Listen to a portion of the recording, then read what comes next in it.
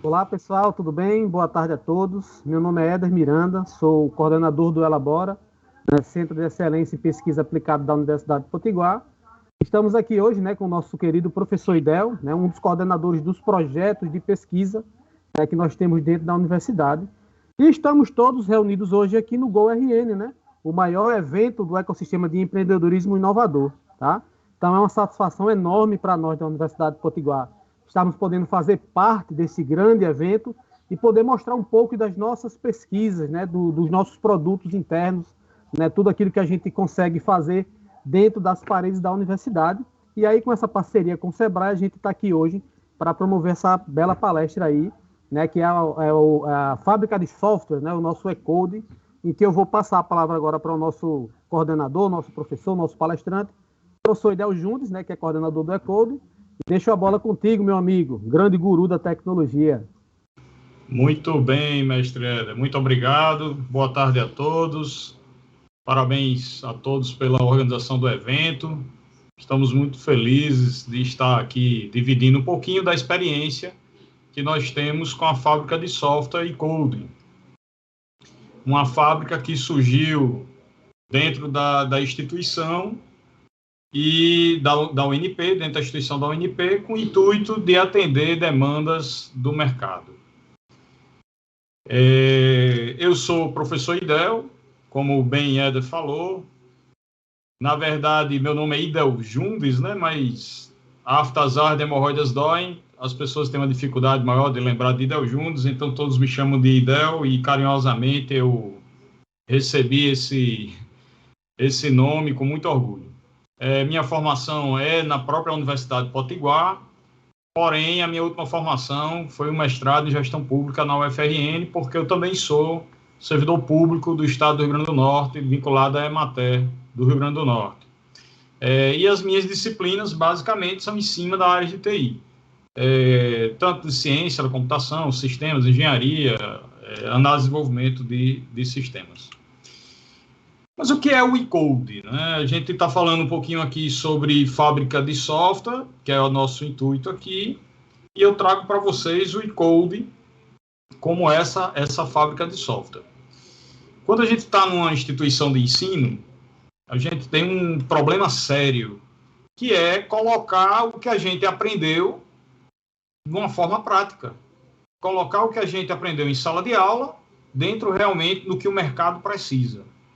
Quando eu comecei a estudar programação há muito tempo atrás, todos os meus problemas e os meus projetos eram baseados em problemas matemáticos, que eram problemas matemáticos que nós já conhecíamos do dia a dia.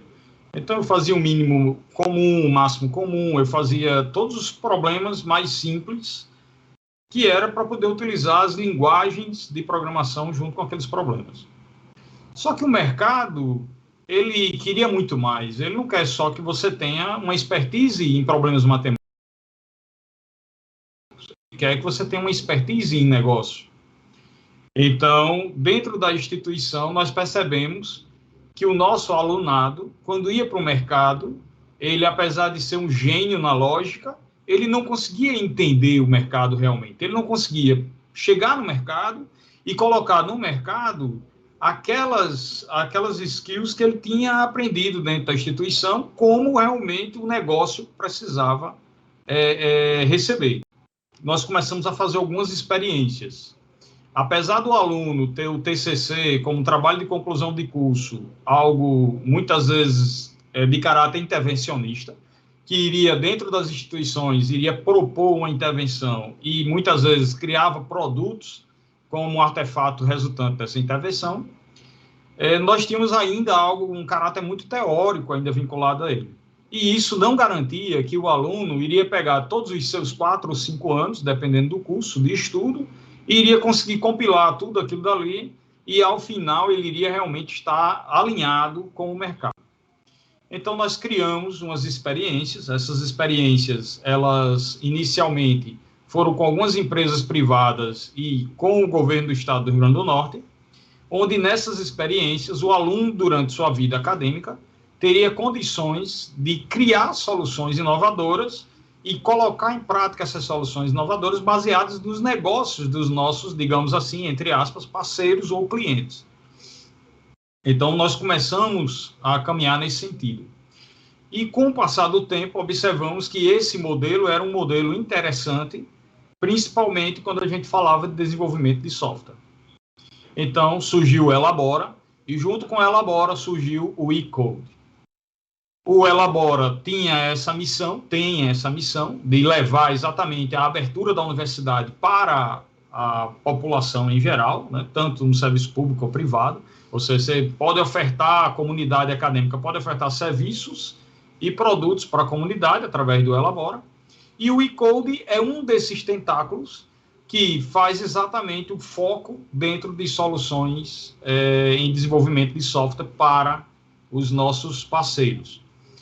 Então, nós criamos o projeto eCode com o objetivo exatamente de inovar através de desenvolvimento de software, fazendo com que professores e alunos, ou seja, docentes e discentes, pudessem fazer a união da teoria com a prática em um ambiente real, em um ambiente concreto, durante a sua vida acadêmica. Ou seja, não seria necessário chegar só no final do curso para poder eu realmente recompilar tudo aquilo que eu aprendi durante o curso e colocar isto em prática. Então, nós começamos a pensar o modelo dessa maneira. E aí surgiu a nossa fábrica de software chamada eCode. A nossa fábrica, ela, apesar de ser genericamente uma fábrica de software, mas a gente tem alguns pontos interessantes, alguns objetivos que a gente trabalha dentro dela. Primeiro, a gente tenta promover a integração entre governo, iniciativa privada e academia. O governo, porque o governo ele é um lugar que tem assim um terreno super hiper fértil para novas soluções. Ou seja, você tem dentro do governo vários extremos. Você tem o extremo que é um órgão que tem uma dificuldade enorme porque ele está com uma média de idade dos seus profissionais muito alta. Então, ele tem uma dificuldade muito grande de inovar. Nós temos órgãos que têm dificuldade muito grande financeira e precisa de artifícios mais simples e, como diria aqui na nossa terra, pé no chão, ou seja, com custos razoáveis, que ele pudesse também colocar em prática, inovar e melhorar o seu atendimento ao cidadão. E nós temos também aquele que tem uma tecnologia de ponta, porém, ele precisa fazer o pente fino, ele precisa aperfeiçoar. Então, o governo entra muito nisso. A iniciativa privada, porque é ela que realmente dá o tom, é ela que capta o nosso alunado, é ela que leva esses profissionais para o mercado propriamente dito. E, através do desenvolvimento desses produtos, por essas equipes formadas por servidores públicos, funcionários, docentes e discentes, é que a gente consegue fazer com que a fábrica ela funcione. Um outro objetivo importante é proporcionar a esses alunos um ambiente real de produção de software para solucionar problemas enfrentados pelos parceiros. Então, quando eu estou na sala de aula, o meu problema ele é muito teórico dentro de um ambiente totalmente controlado. Quando eu tenho um parceiro que traz um problema e eu crio uma solução, essa solução ela deixa a cadeira acadêmica e passa exatamente a trazer aquele tom da realidade. Então, quando um aluno vai e vê uma fila grande dentro de um atendimento de uma loja, ou quando um aluno percebe que para se fechar o caixa do dia poderia se reduzir em 5, 6 passos aquilo que a pessoa passa muito tempo fazendo, ele consegue já sentir aquele frio na barriga e consegue pensar numa solução legal para resolver aquilo dali. Então, a gente consegue proporcionar realmente essa abertura para que isso aconteça. Eu lembro muito bem, quando eu era bem jovem, eu tinha muito relato, antes de eu entrar na universidade, como aluno, eu tinha muito relato na Universidade de Campina Grande, onde a iniciativa privada foi na própria Universidade de Campina Grande e fez o investimento na Universidade de Campina Grande para que as pessoas pudessem fazer com que a mão de obra formada na Universidade de Campina Grande trouxesse inovação tecnológica para a cidade de Campina Grande. Olha que legal. Então, essa parceria foi uma parceria que nós procuramos buscar dentro do nosso e-code. E, claro, o resultado disso aí tudo é eu ter permanentemente uma fábrica de software visando a contribuição para a melhoria do mundo em que vivemos. Então, a ideia é que, ao final, a gente possa contribuir para fazer o mundo melhor. Então, a gente tem esse foco nesse sentido. Mas o que seria uma fábrica de software? Se vocês observarem aqui, ó, nós temos uma fotografia. Nessa foto, nós temos alunos, os nossos alunos, trabalhando no ambiente real. No caso aqui, é uma foto tirada na Secretaria de Administração. Os nossos alunos trabalhando no ambiente real lá dentro. Ah, beleza, mas isso é uma fábrica? Não, isso não é uma fábrica. A fábrica, ela tem aquela característica fabril.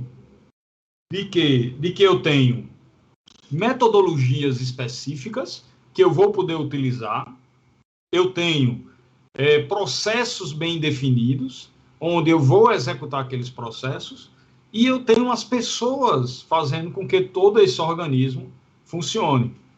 Uma fábrica de software, ela já foi percebida por uma série de empresas no nosso país. E a gente fica a pensar, será que ela já é uma cultura no nosso país? Eu digo a vocês, sem medo de errar, ela é cultura em empresas grandes, mas em empresas médias e pequenas, não. Há ainda uma série de conceitos que precisam ser fixados e precisam ser trabalhados para que as pessoas possam optar em contratar, por exemplo, uma fábrica de software.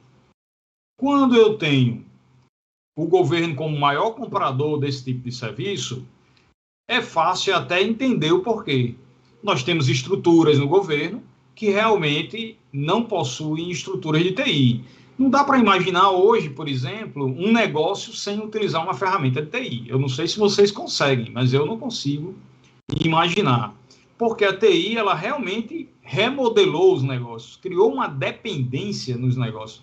As coisas conseguem ser feitas agora de uma maneira muito mais tranquila e muito mais fácil, com muito menos, no sentido de mão de obra, no sentido orçamentário. Ninguém iria investir significativamente dentro de TI sem ter o retorno desse investimento, ao menos muito próximo da garantia de estar garantido. Ou seja, eu não vou gastar 5 milhões de reais dentro de uma estrutura sabendo que eu não vou ganhar aqueles 5 milhões. Eu preciso realmente entrar de forma acertada. E a TI, ela tem ajudado muito a isso. Ela tem ajudado a trazer esse tipo de coisa. Porém, não é uma cultura ainda de todas as empresas. Muitas empresas ainda sobrevivem com o que a legislação pede. Eu digo isso porque, por exemplo, se olharmos o comércio varejista como um todo, muitos deles só possuem software de gestão porque são obrigados por lei. A tributação vai lá e obriga ele a ter um software. Onde, na verdade, ele poderia estar tendo aí outras vantagens, como vantagem inteligência competitiva, vantagem sobre os seus concorrentes, se ele tiver um pouquinho mais de expertise e souber realmente tirar o proveito daquele controle que ele tem lá. Então, hoje a gente tem muito mais um ambiente em que as empresas, elas cuidam apenas ou muito mais do seu operacional, do que a gente chama de chão de fábrica. São as transações que são executadas. Para fazer isto, eu posso muito bem terceirizar. Eu posso muito bem comprar uma solução pronta, que nós temos aqui no Rio Grande do Norte, por exemplo, nós temos uma série de empresas fantásticas que possuem soluções muito boas. Porém, se eu quero algo mais, essa minha solução, ela possivelmente ficará presa, ou limitada àqueles módulos que eu comprei com aquela forma específica que foi me vendida. Se eu quiser algo mais, se eu quiser ter um aumento de competitividade com relação ao meu concorrente, eu vou precisar realmente fazer algo diferente. E fazer algo diferente com esse tipo de solução, ela sai muito caro, porque a empresa que lhe vendeu a solução, muitas vezes não tem interesse em fazer aquilo e acaba cobrando um preço absurdo. Se você parte para, por exemplo, uma contratação de pessoal, você também corre um risco. Como é que eu vou planejar essa minha equipe que vai estar trabalhando dentro da minha empresa? Como é que eu vou ter a capacidade de escolher alguém que vai estar alinhado com o meu negócio? Porque a TI tem que ser estrategicamente alinhada com o negócio. Eu não posso ter algo que vai estar perdido, né, atirando para um outro lado, totalmente diferente daquilo que eu estava prevendo para o meu negócio. Então, eu tenho que colocar todas essas variáveis na mesa e, depois de analisar, verificar qual seria realmente a melhor opção. Eu terceirizo a minha estrutura de TI através de uma fábrica de software, ou apenas a contratação e locação de softwares específicos, ou eu crio uma estrutura própria para poder trabalhar isso. Ou eu posso fazer algo híbrido. Eu posso pegar e ter uma estrutura mínima dentro da minha empresa e contratar fábricas de software e alugar softwares de terceiros para poder fazer essa gestão. Então, eu consigo trabalhar nesse sentido. Mas a fábrica, ela tem essa ideia de que eu tenho algo muito mais profissional e que eu vou dar uma certa agilidade. Porque a fábrica, além de ter métodos definidos, né, ou melhor definidos do que aquele que eu estaria montando dentro da minha empresa, ela me traz também uma série de expertises de profissionais que vão estar vinculados à fábrica e que seria super caro eu contratar individualmente, e na fábrica eu posso usar por pedaços como grandes consultorias. Então, eu posso ter esse Lego aí montado. A fábrica, ela tanto vai servir para construir uma solução, como ela vai servir também para fazer manutenção dessa solução. Então, aqui no Rio Grande do Norte, por exemplo, nós temos uma série de empresas que trabalham para o governo nesse sentido. Quando você vai para as empresas, aí você vai ter empresas de grande porte que realmente vão estar trabalhando dessa maneira. Então, a minha fábrica, ela vai ter, por exemplo, processos bem definidos, processos de comunicação, processos de controle, metodologias de desenvolvimento, que vão estar sendo articuladas para que o produto possa sair da melhor maneira possível, diminuindo aquele risco do projeto não dar certo. Aqui, por exemplo, nós temos 3 prints aqui de processos que nós usamos dentro da nossa fábrica. Então, nós temos um processo de comunicação, que é colocado, a gente usa o Discord, por exemplo, a gente tem outras ferramentas, mas eu coloquei aqui o Discord, que eu sei que muitos utilizam o Discord no dia a dia. Era uma ferramenta de games, né, que hoje a gente está utilizando muito dentro do gerenciamento de equipes. No meio eu tenho um Kanban aí, eu tenho um processo de tarefas a fazer e em execução. E no meu lado direito eu tenho um GitLab com os nossos projetos que estão em desenvolvimento, ou seja, eu tenho aí projetos que estão sendo executados pelas pessoas que vão estar utilizando, os desenvolvedores, que vão estar utilizando as nossas ferramentas para desenvolver as soluções.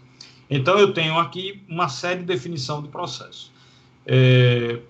Dentro da nossa estrutura, eu tenho também uma série de atividades.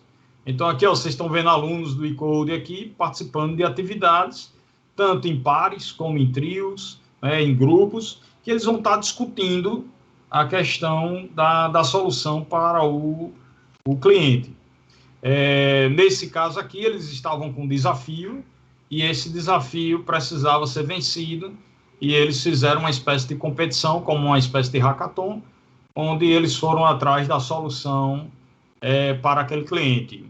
E a partir daquela solução inicial, foi criado um projeto maior que realmente foi colocado em prática. Então, a gente tem, dentro dessa fábrica, uma série de atividades que vão sendo elaboradas e executadas ao mesmo tempo.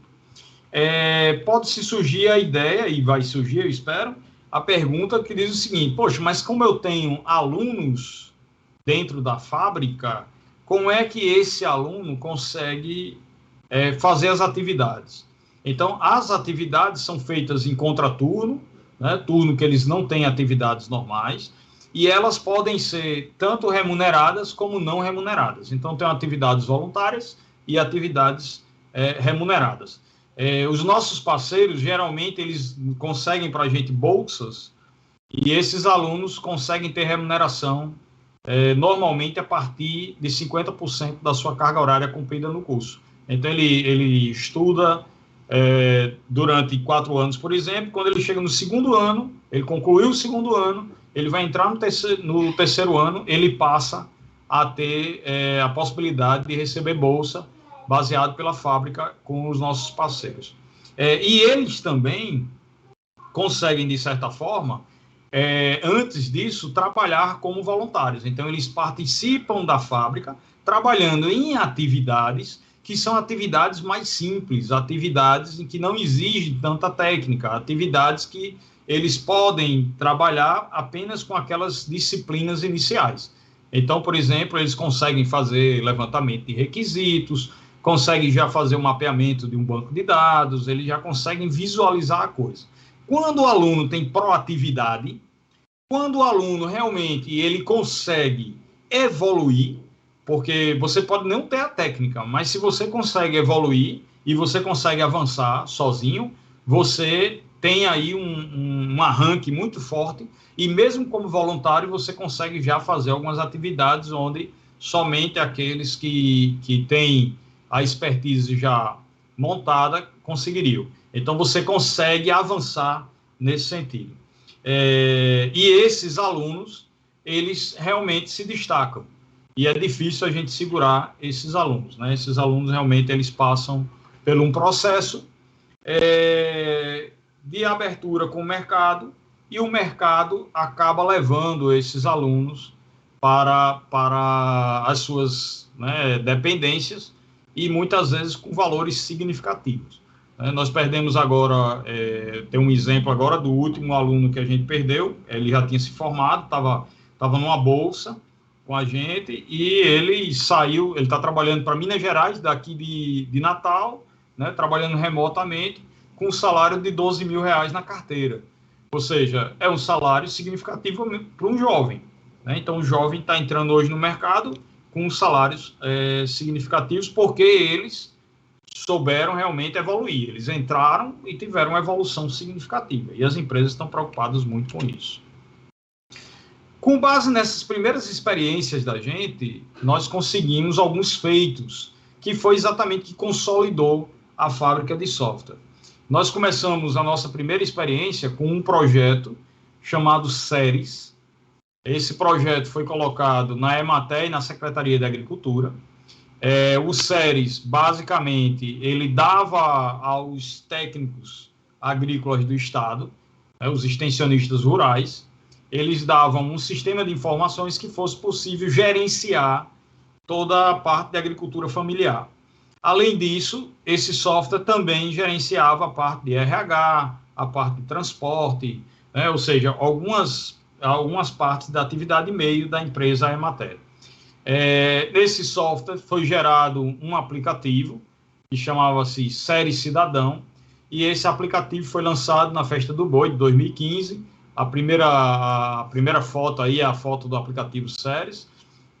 Esse aplicativo participou de um concurso nacional no Ministério do Desenvolvimento Agrário, e nós fomos premiados como uma das melhores boas práticas para a comunicação da agricultura familiar no Rio Grande do Norte, isso em 2015. Então, isso foi o reconhecimento desse trabalho que nós tivemos junto com a fábrica. Foi o primeiro grande software que a gente criou. E o SERES, essa plataforma SERES, ela começou a servir como base, ou seja, a gente criou o núcleo, e o núcleo começou a servir de base para outras plataformas. Nós temos aqui no final, na ponta direita, aí, o nosso antigo reitor, Gedson Nunes, nos entregando aí o certificado que a gente recebeu da EMATER de boas práticas através do Ministério da Agricultura, ou do Desenvolvimento Agrário, perdão. Então, a gente consolidou isso. E a gente consolida isso com o quê?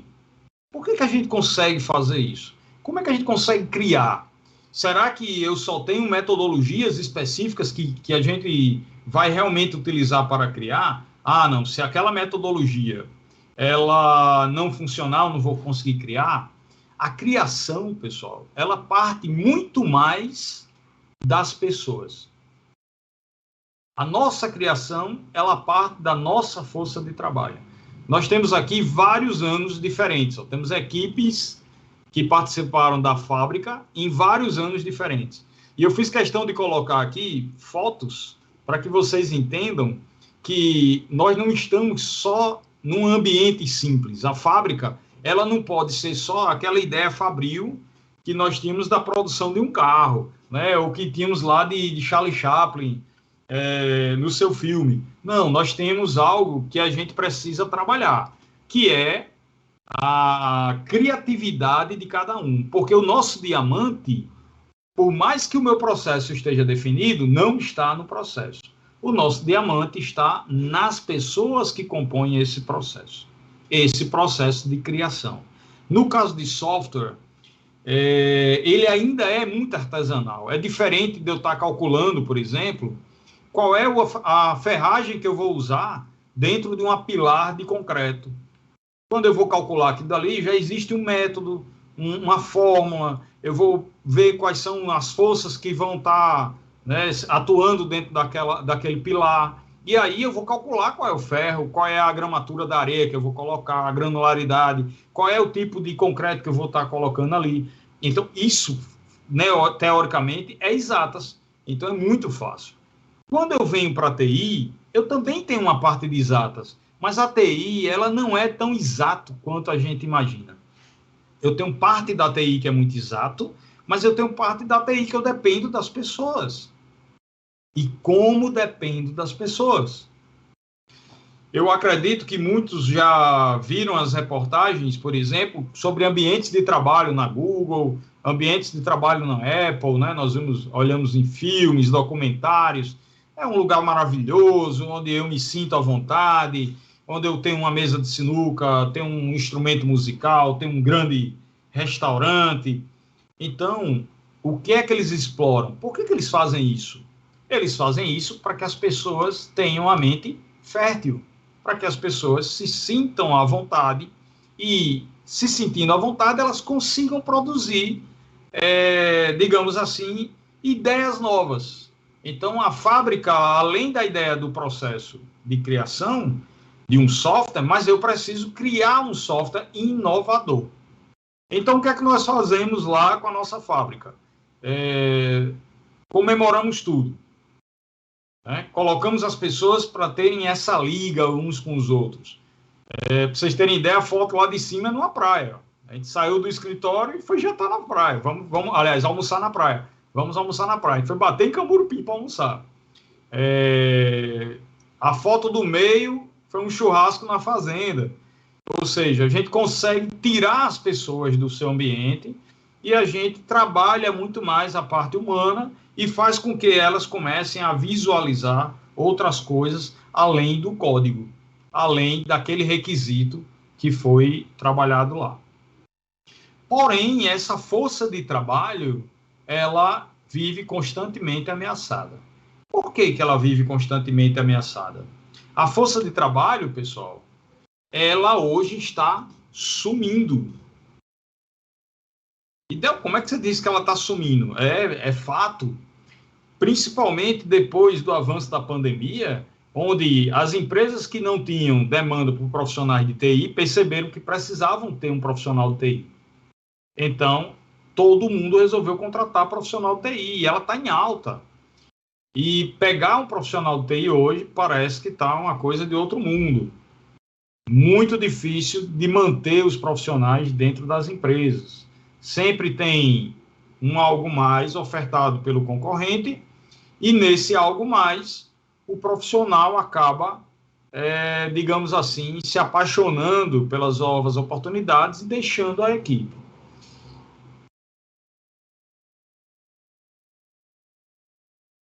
Rotatividade, ela não é um problema, e há muito tempo que nós temos rotatividade nas empresas. Porém, uma alta rotatividade traz um prejuízo muito grande.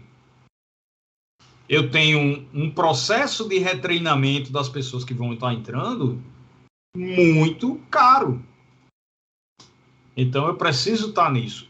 A nossa fábrica tem uma vantagem. Qual é a vantagem da nossa fábrica?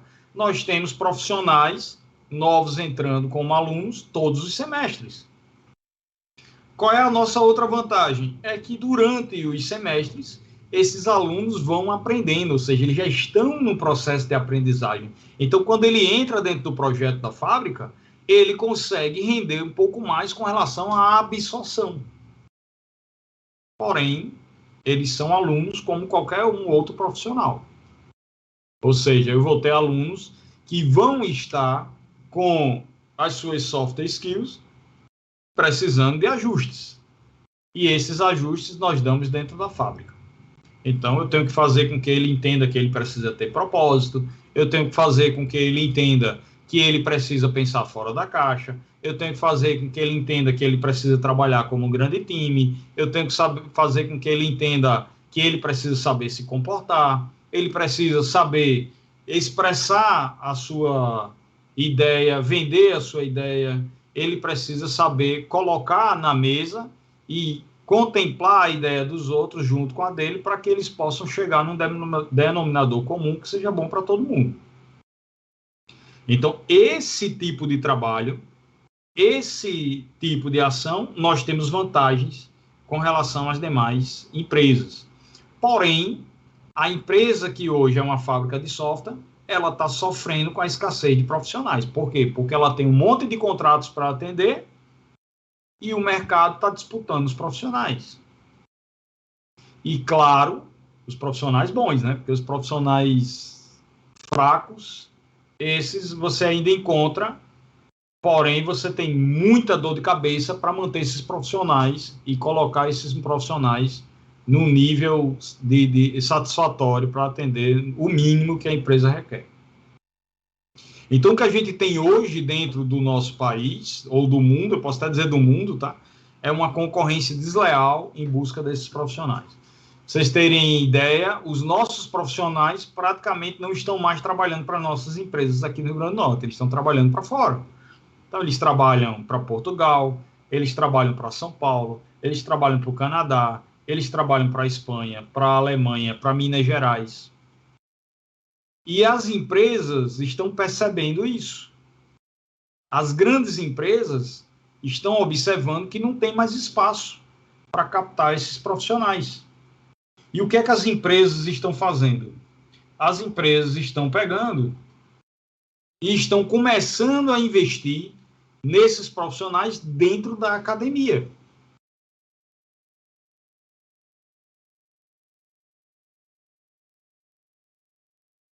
Então, esses profissionais dentro da academia, para essas empresas, está sendo uma mão de obra, uma matéria-prima super importante.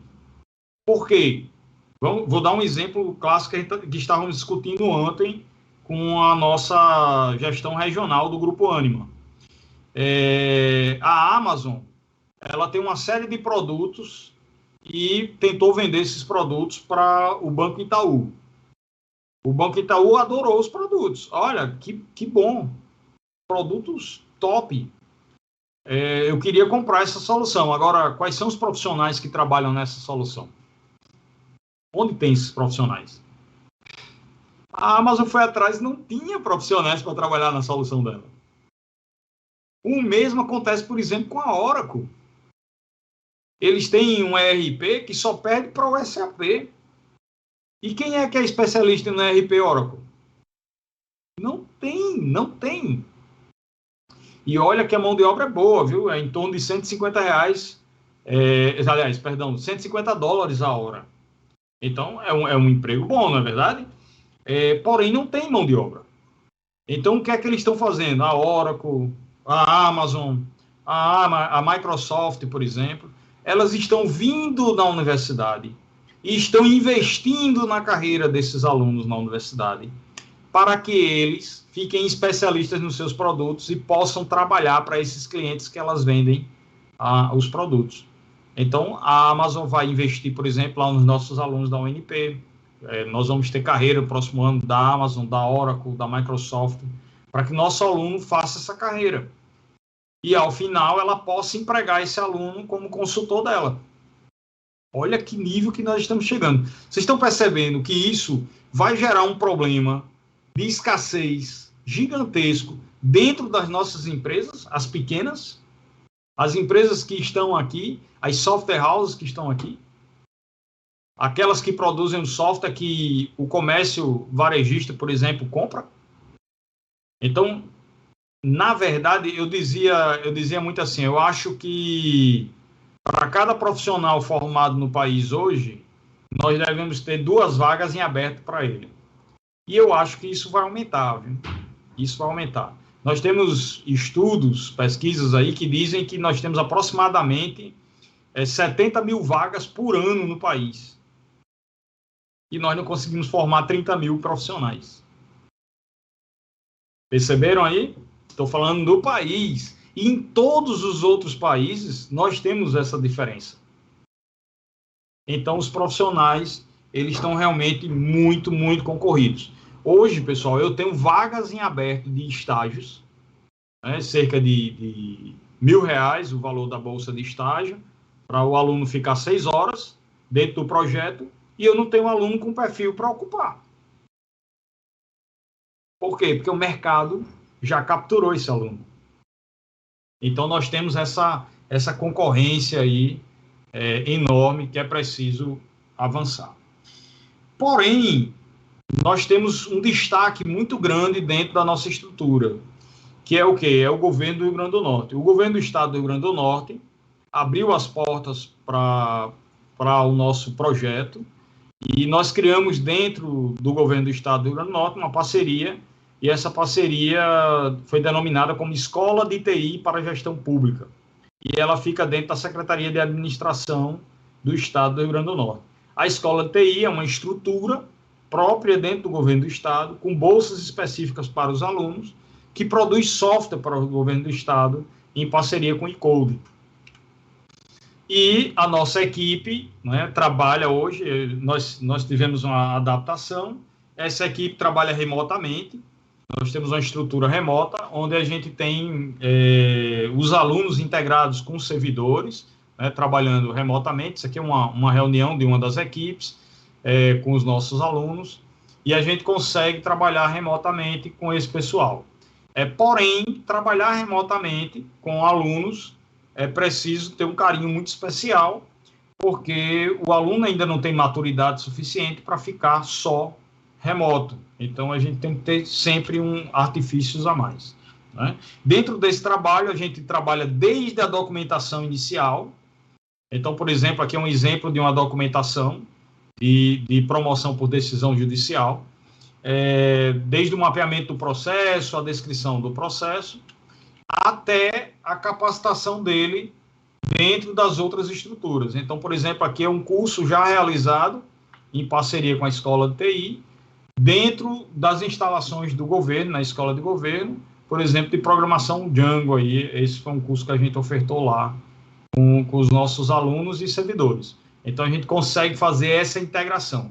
Para o aluno, isso é fantástico. Por quê? Porque ele está com um ambiente real, conversando com pessoas que têm problemas de verdade, e ele consegue levar a inovação para junto dessas pessoas. Os servidores que estão lá, eles acabam aprendendo com esse aluno, né, recebendo também essa injeção de ânimo. Eu digo muito bem, eu tenho 48 anos hoje, e eu me sinto um menino de 30 anos, de 28 anos. Por quê? Porque eu estou sempre em contato com esses alunos e parece que a juventude é contagiante deles, e você acaba pegando isso. E os servidores também têm esse resultado, têm essa sensação, né? Então, hoje, os nossos alunos, dentro da nossa estrutura de fábrica, eles têm atendido uma série de órgãos, né?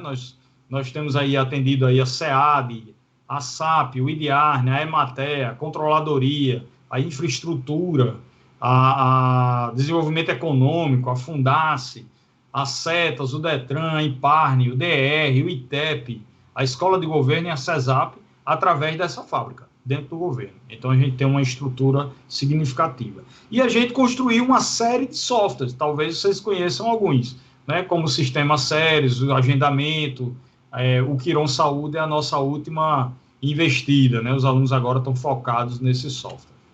Então, nós criamos a plataforma Séries. A plataforma Séries é dividida entre o software de gestão do Séries e o Série Cidadão, que é uma parte aberta para a população. Se você botar seriecidadão.rn.gov.br, você vai ter essa plataforma aberta para a população. Aí eu tenho a parte de RH, de ponto eletrônico, de banco de sementes, o programa do leite, por exemplo, está aí dentro, as atividades que são colocadas dos extensionistas, ou seja, toda uma parte de agricultura que está dentro do SERES. Porém, o SERES tem uma parte administrativa que é utilizada pelas secretarias. Então, esse software foi readaptado e colocado nas outras secretarias. Além do SERES, tem um software que se destaca bem, que é o software da Central do Cidadão. Então, quando nós começamos a estudar o software da Central do Cidadão, íamos lá na Central do Cidadão e a gente percebia filas quilométricas sendo formadas a partir das 4 horas da manhã para a pessoa tirar uma identidade.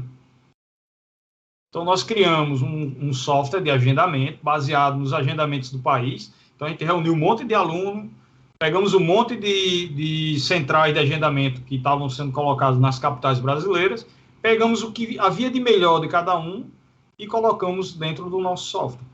Opa, esse aqui a gente precisa. Não, esse aqui não pode ser porque o nosso cidadão não vai ter essa cultura. E a gente ponderou tudo isso e colocou dentro do nosso software. Hoje, praticamente, nós não temos fila de atendimento. O que temos hoje lá é um problema pontual com o ITEP pela capacidade de atendimento. Aí é diferente. O ITEP hoje não tem a capacidade de atender a toda a demanda que ela tem. Então, ela fica liberando ficha, digamos assim, a conta-gotas, né? Ficha pela capacidade dela. Se ela só pode atender 800 pessoas por dia, ele libera 800 pessoas por dia. Apesar de termos a consciência de que para atender todo mundo na sua completude, precisaria ter pelo menos 2 vagas por dia. Então, eu acredito que o ITEP, não o ICODE, mas o ITEP está trabalhando para ampliar a sua capacidade de atendimento e evitar que as pessoas demorem tanto para fazer a renovação da carteira de identidade. As pessoas criticam muito e conversam com a gente porque foi o ICODE que fez, mas nós não fazemos agendamento. Nós fizemos só o software. O ITEP é que gerencia as vagas dele e coloca os agendamentos dele. A gente não. Então, hoje eu tenho a Caerne, eu tenho o Hemonorte utilizando, eu tenho o Imparne utilizando, eu tenho a Junta Médica do Estado, então nós temos uma série de serviços aí. E que poderiam ser ampliados, tá? Não são ampliados porque as empresas ainda também não têm dentro da sua estrutura condições de receber o software. Ou seja, eles não têm uma estrutura organizacional e tecnologia lá interna para receber o software, que não precisa nem dessas tecnologias todas, né? Uma televisão, para que é o chamador, e um computador para a pessoa atender. Basicamente isso aí. Mas, porém, contudo, todavia, se alega isso. Nós temos também, dentro da nossa aba, por exemplo, uma EAD da Escola de Governo. Então, a EAD da Escola de Governo é gerenciada pelos nossos alunos. Alguns alunos têm mais expertise, isso é um Moodle, né, que tem os cursos online, e nós ajudamos a colocar os cursos lá também. Então, a gente não faz só a criação, a gente também faz customização de alguns produtos. O Banco de Talentos, por exemplo, foi um produto que foi desenvolvido junto com a gente e permite que o governo do Estado consiga captar talentos tanto para fazer capacitação para outros servidores, como talentos para resolver problemas específicos. Então, por exemplo, se eu quisesse alguém que tivesse expertise em apicultura, em vez de eu contratar uma empresa, eu vou no meu banco de talentos e localizo aquele profissional dentro da minha estrutura que tem expertise em apicultura. Para vocês terem ideia, nós temos hoje aproximadamente 55 mil servidores ativos e o banco de talentos tem pouco mais do que 1.000 inscritos. Ou seja, é muito pouco, né? As pessoas não têm muita vontade de compartilhar aquilo que elas sabem, elas precisam de estímulo, e aí nós estimulamos de algumas maneiras.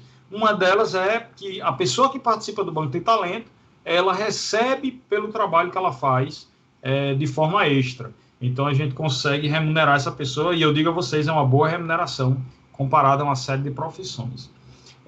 Então nós temos o Banco de Talentos, que também é fruto nosso.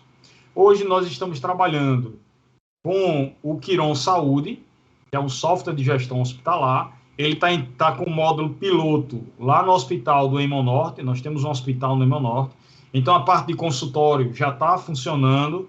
Nós devemos colocar agora a parte de urgência, o atendimento de urgência e internação. É o que os nossos alunos estão trabalhando agora. E aí eu tenho condição de ter uma noção da gestão, do chão de fábrica do meu hospital. Se o software for aprovado e ganhar maturidade suficiente, existe a possibilidade, porque isso, né, não é real ainda, dele ser adotado por mais hospitais do Estado. E aí eu tenho uma grande rede de gestão hospitalar com tecnologia desenvolvida entre o e-code e o governo do Estado, com o governo do Estado tendo autonomia para avançar. Quando eu tenho tudo terceirizado, na hora que a empresa terceirizada sai, eu perco toda uma expertise. E quando eu tenho algo que é de propriedade minha, mesmo que compartilhada, que é esse caso, eu tenho a expertise dentro da minha casa. Então, a gente está montando eu digo que é em 4 mãos, né, e essas estruturas, elas vão ajudando a gente a criar esse software de uma maneira legal. A gente tem, assim, um carinho enorme com o Quiron, porque não só por causa da nossa questão de saúde está muito em evidência, né, mas ela sempre foi uma área do governo que foi penalizada por uma série de problemas, né, de problemas mais simples até problemas mais graves, como a corrupção. Então, a ideia é que o software ajude a fazer isso, tá? Aqui nós estamos, está caminhando já para o fim, tá? Nós temos aqui as oficinas motivacionais. Então, nós temos oficinas motivacionais, estão vendo aqui as nossas animadoras aí, uma de cabelo vermelho, outra com a cartola na cabeça, né? E aí nós fazemos, durante essa pandemia, por exemplo, nós dividimos as várias equipes e fizemos uma série de oficinas motivacionais, porque não tínhamos mais os churrascos, não tínhamos mais aqueles encontros calorosos dos aniversários, não tínhamos mais os momentos lúdicos, então a gente teve que criar e se adaptar, e nós fizemos uma série de oficinas motivacionais para que os nossos integrantes pudessem realmente sentir a vontade, pudessem ter esse, digamos assim, esse ambiente fértil de criação, mesmo remotamente, né? Mesmo longe do ambiente físico lá da gente. Aí eu termino aqui, né, praticamente, questionando a vocês, vale contratar uma fábrica de software? Vale a pena investir nisso? E aí eu já respondo dizendo que vale se você analisar realmente todos os pontos. Que tipo de investimento eu preciso fazer? Qual é a característica do meu negócio? Como isto vai realmente ajudar na produção ou na evolução do meu negócio? Então, esses pontos precisam realmente serem respondidos para que a gente tenha essa fábrica bem instalada dentro do meu ambiente de negócio.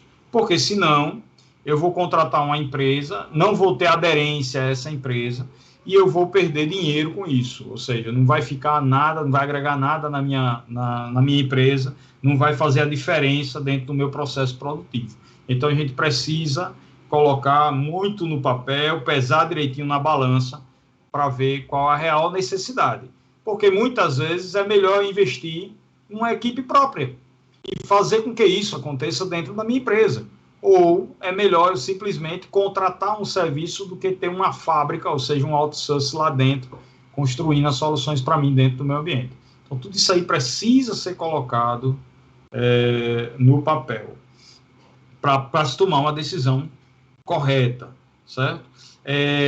Por fim, pessoal, é dizer o seguinte, que o país hoje, ele passa por um momento muito complexo de mão de obra especializada em TI. Então, isso também entra no peso da balança da fábrica. Porque se hoje nós já estamos assim, não há perspectiva para que amanhã melhore. Então, de repente, eu partir para uma ideia de montar minha equipe própria, eu vou passar fazer igual ao outro. Eu vou passar por momentos que o lençol vai ficar curto. Vocês lembram da história do lençol curto, né? Você puxa, cobre a cabeça e os pés saem lá, começa a fazer frio nos pés, você puxa para os pés, a cabeça sai, começa a fazer frio em cima, e você se encolhe e entra todo dentro daquele lençol com aquele pedacinho, mas fica encolhido, ou você realmente vai ter que comprar um outro lençol. Então, isso precisa ser pesado, precisa ser colocado bem claramente para que você não tome uma decisão e essa decisão possa lhe penalizar mais lá na frente. Então, é importante ter essa consciência, é importante ter essa noção. E a Universidade Potiguar, como fornecedora de mão de obra, né, tem o maior prazer em fornecer esses profissionais. Com o resultado final da nossa fábrica, são exatamente profissionais que vão estar prontos para encarar o mercado da melhor maneira possível. Ok? Muito feliz, pessoal. Eu espero, não sei se tem perguntas já aí para mim ou se não tem. Muito feliz de ter compartilhado esse projeto com vocês e ter mostrar essa dimensão que tem, que a universidade pode fazer, porque a universidade ela tem um rótulo muito grande de que ela só produz papers, né? E papers funcionam assim de maneira: eu produzo aquele papel, aquelas pessoas vão ler aquele artigo e ali fica, e não produz quase nada no futuro. Quando você tem realmente estruturas que vão produzir pontos importantes, ou produzir artefatos que podem ser aplicados, aí sim você tem algo que realmente você consegue medir e consegue ver o impacto daquilo dentro do negócio. Mais uma vez, muito obrigado. Não temos perguntas, já estou vendo aqui, nossa querida Ruth aqui está me alertando, né? E espero que vocês tenham gostado aí do nosso produto. Show de bola, Edel. Muito bom a palestra, muito bom a atividade em si. É muito importante a gente estar trazendo, né, para o público externo todos os produtos que a gente consegue criar dentro da Universidade de Potiguar, juntamente, e isso tem que ser salientado de uma forma mais ampla, juntamente com os nossos alunos, né? Temos os professores, na pessoa do IDEL, que aqui está presente, né, que é o grande coordenador do E-Code, mas ele consegue fazer todas essas aplicações, todas as plataformas específicas e atendimentos como as comunidades, por assim dizer, mas que o aluno já está ali, já digamos que num estágio muito apurado, né, dentro da universidade, onde ele consegue se transformar já num profissional, né, um profissional que está aí pronto para a área de trabalho. E aí, quando você estava falando sobre os alunos e tudo mais, eu me lembrei que, às vezes, a gente tem um probleminha, né? Porque os alunos, eles se profissionalizam muito rápido e as empresas vêm buscar os alunos, a gente fica sem aluno, né? Para estar dentro dos projetos. Então, às vezes, pessoal, falta aluno dentro do projeto. A gente tem projetos enormes, né, dentro do E-Code, e que às vezes a gente não tem mão de obra, a gente não tem aluno para colocar dentro do projeto. E aí são alunos que vão trabalhar já no âmbito profissional ou vão para outros estágios. E detalhe, o estágio oferecido pelo E-Code dentro do governo é um estágio que é bem remunerado, né? Se comparado a vários outros estágios aí das áreas das engenharias, que são as áreas que a gente atua, são estágios bem remunerados no estágio do E-Code, né? Então, para vocês verem como isso é importante, como o E-Code é muito relevante dentro da universidade, e com certeza o nosso maior projeto aqui dentro da nossa grande área 2, né, que é engenharias, arquitetura, TI, dentre outros. E aí, para finalizar, só agradecer aí o pessoal do GoRN, o pessoal do Sebrae, né, pelo convite, por nos trazer aqui para mostrar um pouquinho do nosso trabalho dentro das paredes da universidade, do próprio Elabora, a qual atualmente estou como coordenador, né, o centro de pesquisa, e fazer um convite a vocês, né, para dar uma pesquisada lá nas nossas redes sociais, @elabora, @exatasunp, né, e até no próprio site da universidade vocês vão encontrar muitas notícias aí sobre o próprio E-Code e sobre o próprio Elabora, e nós temos vários outros projetos também, tá bom? Ideal amigo, mais uma vez satisfação estar aqui contigo, né, a gente não se vê já há um tempo, mas com essa volta parcial aí das atividades, espero poder reencontrá-lo logo. E muito obrigado por sua participação, pelo seu tempo. E um abraço para você e sua família. E para todos que aqui estiveram, né, nessa 1 hora, né, de bate-papo sobre a fábrica de software, sobre o E-Code. Muito obrigado a todos. Satisfação toda minha, Éder. Estamos à disposição, viu? Obrigado a todos mais uma vez e fiquem com Deus.